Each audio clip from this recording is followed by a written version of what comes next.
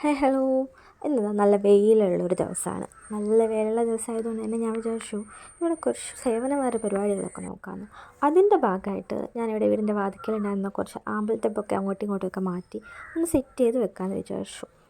അങ്ങനെ വെച്ചുകൊണ്ടിരിക്കുമ്പോൾ എൻ്റെ ശ്രദ്ധയിൽപ്പെട്ടതാണ് ഈ സാധനം. ഇതെന്താന്ന് ഒരുവിധ വാട്ടർ പ്ലാന്റ്സ് ഒക്കെ വീട്ടിലുള്ളവർക്കറിയാം.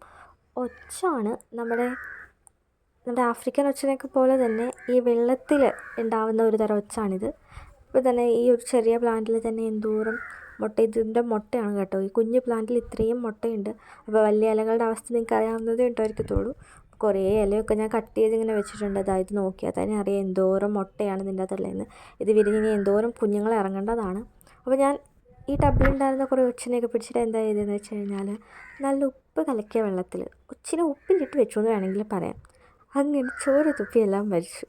ആഹാ, എന്ത് സന്തോഷമുണ്ട്. അപ്പോൾ ഞാൻ ഈ പ്ലാന്റ്സൊക്കെ എടുത്തിട്ട് ഈ ടബ് ഇങ്ങനെ സെറ്റ് ചെയ്ത് വെച്ചു.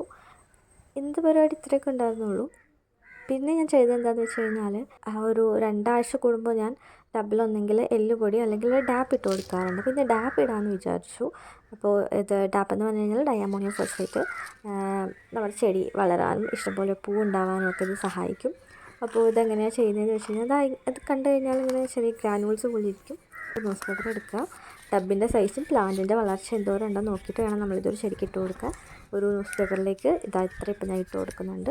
ഇതിനി നല്ലോണം മടക്കി സെറ്റാക്കി ഇപ്പം നമ്മൾ ഈ ബുൾസൈ വാട്ടർ ലില്ലിയാണിത്. ഈ പാത്രത്തിലാണ് ഇട്ട് കൊടുക്കാൻ പോകുന്നത്. ഇതിൻ്റെ വേര് തട്ടാത്ത ഒരിടത്തേക്ക് ചെറിയൊരു കുഴി ഉണ്ടാക്കി അതിലേക്ക് ഇറക്കി വെച്ച് കൊടുക്കുക. കാര്യം കഴിഞ്ഞു. ഇതിങ്ങനെ കുറേശ്ശെയായിട്ട് സ്ലോ റിലീസ് ചെയ്തിട്ട് നല്ല ബ്ലൂമിങ് ഉണ്ടാകും. ഇഷ്ടംപോലെ പുതിയ പുതിയ പൂക്കൾ ഉണ്ടാവും, വലിപ്പമുള്ള പൂക്കൾ ഉണ്ടാവും. അപ്പോൾ ഇത്രയേ ഉള്ളൂ ഇന്നത്തെ വീഡിയോ. ടാറ്റാ, ബൈ.